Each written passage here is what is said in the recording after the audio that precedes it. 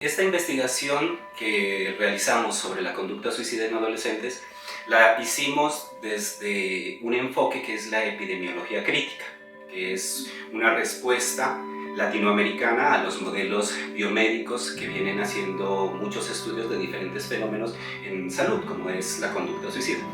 Y en este caso lo que nosotros queríamos observar es cómo el adolescente entiende su mundo desde su perspectiva, cómo el adolescente se ve afectado por esos procesos sociales, por esos procesos políticos, por procesos culturales, por procesos de marginación, por procesos de salud de enfermedad que se dan desde las grandes esferas de la política y cómo eso influye sobre el adolescente. Pero también quisimos profundizar en cómo los adolescentes viven sus realidades, cómo los adolescentes llevan su vida en comunidad, cómo los adolescentes se alimentan, cómo los adolescentes viven el hecho de que sus padres permanezcan trabajando muchísimo tiempo, horas larguísimas laborales, muchas veces que están bajo dinámicas de explotación laboral, bajo dinámicas de sueldos o salarios que son precarios, sin prestaciones sociales. Y entonces todos estos fenómenos empiezan a impactar a los adolescentes. Impactan a los adolescentes, impactan a la familia, impactan a la comunidad. Quisimos profundizar en esos elementos. Como puede ver, entonces empezamos a analizar un eje de salud visto desde lo estructural, desde los procesos sociales, políticos, históricos que hemos vivido como sociedad, que hemos vivido como colombianos. Después de ello, quisimos averiguar cómo son esos procesos donde los adolescentes se desarrollan, es decir, un punto medio donde los adolescentes están conviviendo. ¿Cómo es el proceso de convivencia en el colegio? ¿Cómo es el proceso de convivencia en su comunidad, en su barrio, en su conjunto residencial o en el lugar donde ellos vivan? Pero también cómo se relacionan ellos en estos diferentes espacios, cómo yo observo mi comunidad, cómo yo observo el parque de mi barrio. ¿Será que yo observo el parque de mi barrio como un lugar de recreación? O tal vez yo observo el parque de mi barrio como un lugar donde es peligroso, porque por ahí consumen sustancias, o porque allí hay delincuencia, porque se han presentado eventos de violencia, porque se han presentado diferentes situaciones que hacen que yo perciba que ese lugar en mi comunidad es un lugar peligroso. Y entonces estamos viendo que muchas veces el adolescente se relaciona en espacios comunitarios desde una perspectiva donde siente que es agresiva socialmente ese espacio. Más adelante nos internamos un poco en el sentir y en la vivencia más profunda de los adolescentes, y entonces empezamos a ver cómo es el adolescente en su individualidad, cómo es el adolescente con sus procesos que está viviendo internamente. Desde la determinación social de la salud, estos elementos se conocen como los dominios de la determinación, es decir, son unos dominios individuales, unos dominios particulares que obedecen más a lo comunitario y unos dominios generales que son mucho más allá de los procesos estructurales en los que nos hemos desarrollado y que obedecen ya a una larga historia que nosotros hemos vivido. En ese caso, hay algo que nos llamó profundamente la atención, y es que definitivamente Colombia ha sido un país que ha vivido un proceso de violencia, un proceso de marginación muy grande. Y nosotros hemos venido cargando con esos procesos de violencia, hemos venido cargando con esos procesos donde se han visto masacres, donde se han visto muchísimas muertes, donde se han visto falsos positivos, donde a diario se escuchan en las noticias que en muchos lugares existen maltrato, existen formas de violencia que impactan muy fuertemente a la sociedad. Y esos son procesos estructurales que obedecen a decisiones políticas que muchas veces las personas eligen y que otras personas deciden, e impacta directamente en la salud de las personas.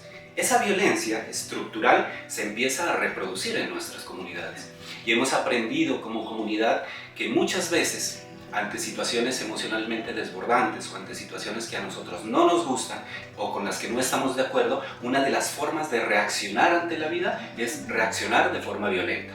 Y sigue reproduciéndose este fenómeno de la violencia desde la comunidad hasta la propia familia. Y en la familia se han replicado estos comportamientos de violencia a través del maltrato intrafamiliar que puede haber en la pareja, en la relación de pareja que tienen los padres, pero también se ha visto en el maltrato de los padres hacia los adolescentes. Maltrato que muchas veces consiste en palabras denigrantes, en jalones, en empujones, en comentar o hacer comentarios fuertes sobre las decisiones o los aprendizajes que están teniendo los adolescentes, y se perciben profundamente violentos esos aprendizajes. Se perciben profundamente violentos esos comentarios que puede hacer un padre o una madre sobre el adolescente. Y esta forma de violencia se reproduce en la casa y se empieza a reproducir en los cuerpos también. Y los adolescentes entienden que responder agresivamente ante situaciones que los desbordan emocionalmente es una forma válida de actuar. Y entonces muchas veces los adolescentes también son agresivos con sus compañeros.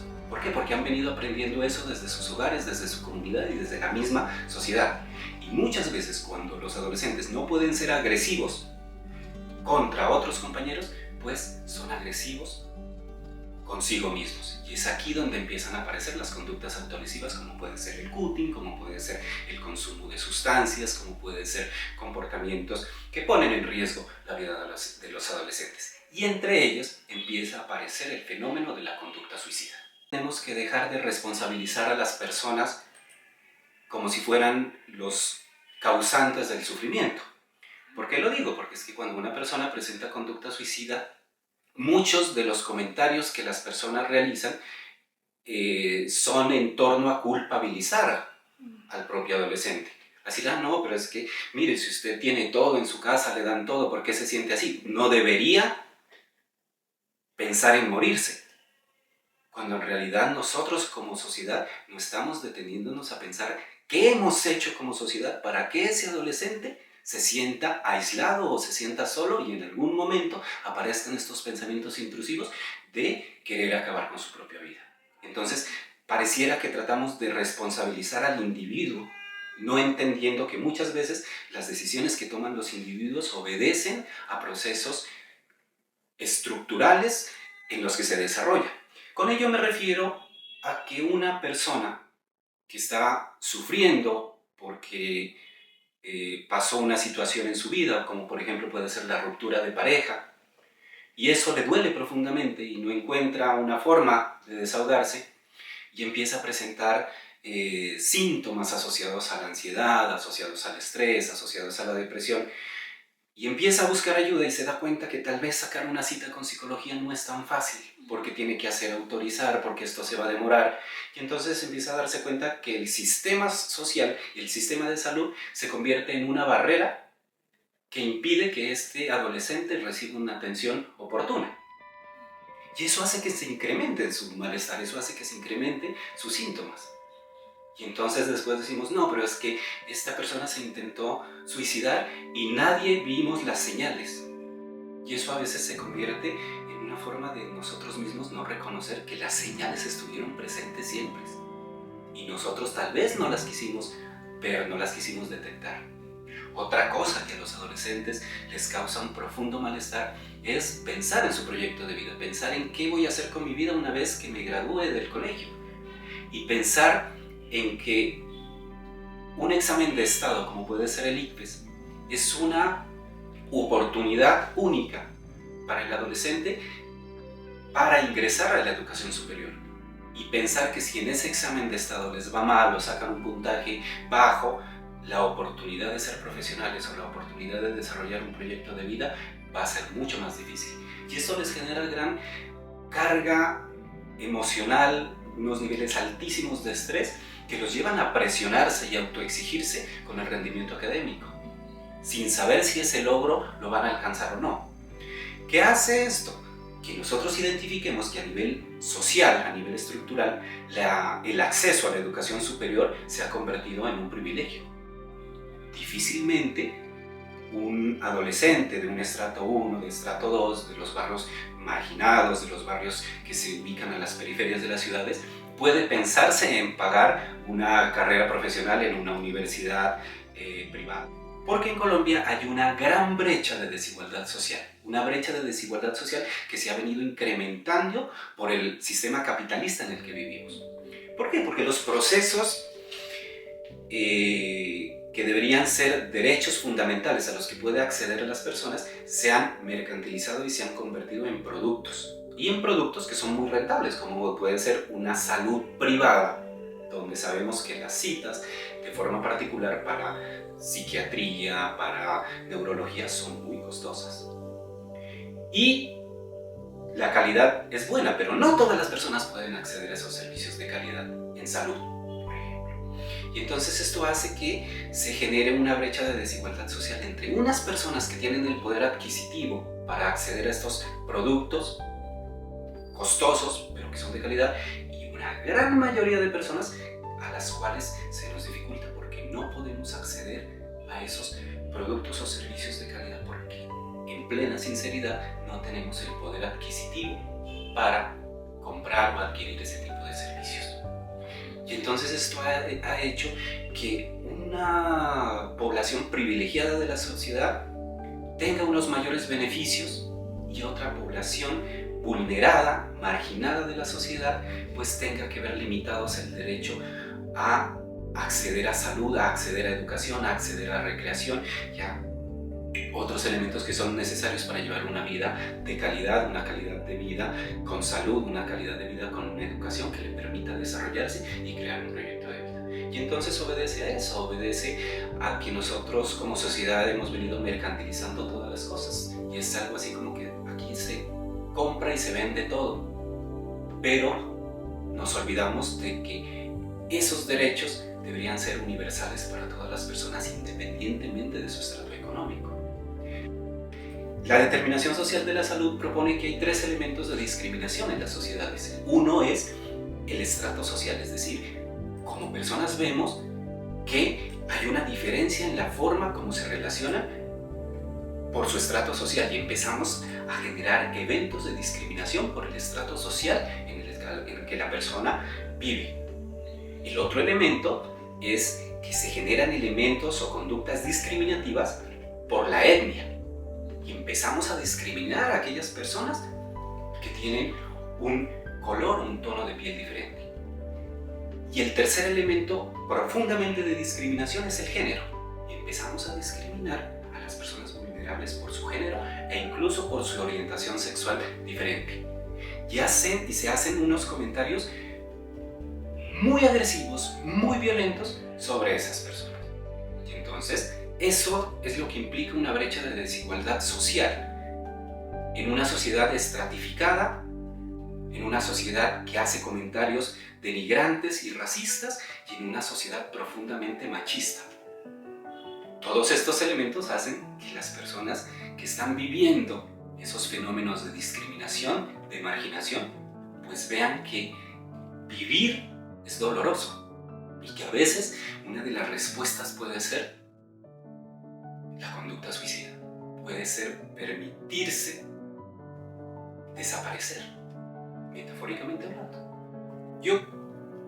Yo genuinamente creo que uno de los elementos más importantes para hacer promoción de salud, no solo promoción de salud frente a la conducta suicida, sino a diferentes fenómenos que están apareciendo en salud, es dejar de juzgar y dejar de culpabilizar al individuo. Porque cuando culpabilizamos o juzgamos a un individuo en particular, estamos dejando que todo el peso del problema recaiga sobre esa persona y esa persona lo que hace es que se siente más culpable, se siente muy mal por la situación que está viviendo. Es importante retirarle ese peso al individuo y entender que muchas veces esos malestares que está viviendo la persona no es un proceso individual, sino que también es un proceso colectivo, es un proceso compartido. Y entonces nuestra invitación es dejar de ver al individuo como tal, como el culpable de sus propias decisiones, de sus propios pesares, de su propio malestar, y empezar a entender que es una persona que sufre, que no está sola porque muchas otras personas están viviendo situaciones parecidas. Y empezar a focalizar los procesos de salud, los procesos de educación, los procesos de reivindicación de derechos de forma colectiva. Al hacerlos de forma colectiva no solo logramos impactar a un individuo, sino que logramos impactar a una comunidad mucho más grande. Yo a esto le suelo llamar reconstruir el tejido social. Y cada uno dentro de un tejido social somos un hilo muy importante. Y entonces si todos nos proponemos como sociedad empezar a reconstruir nuestros tejidos sociales que han sido heridos, que han sido lastimados en su momento, pues vamos a empezar a generar elementos de protección a nivel comunitario. Hemos dejado de ser solidarios muchas veces. Y es importante que volvamos a revivir ese tipo de valores, de revivir la solidaridad entre el amigo, revivir la solidaridad con el vecino, porque es que a veces pareciera que a mí me importa mi vida, no me importa la vida de los demás, siempre y cuando eso a mí no me afecte, dicen las personas. Y no es así. Lo que le pase al vecino, lo que le pase a mi comunidad de una u otra forma, también me afecta a mí. Pero las personas nos hemos vuelto profundamente individualistas. Entonces, la invitación es a dejar esas creencias que nos han hecho daño, que nos han generado prejuicios a nivel emocional, a nivel físico, y empezar a pensar la vida desde valores como la solidaridad. Pensar la vida desde la ayuda al otro, porque cuando yo ayudo al otro, también obtengo beneficio, también me ayudo. Y entonces si todos individualmente en una comunidad nos apoyáramos solidariamente, nos escucháramos solidariamente, estuviéramos presentes para el otro, créame que esa comunidad va a florecer rápidamente y esas heridas comunitarias que nos ha dejado los procesos de violencia se van a ir reparando.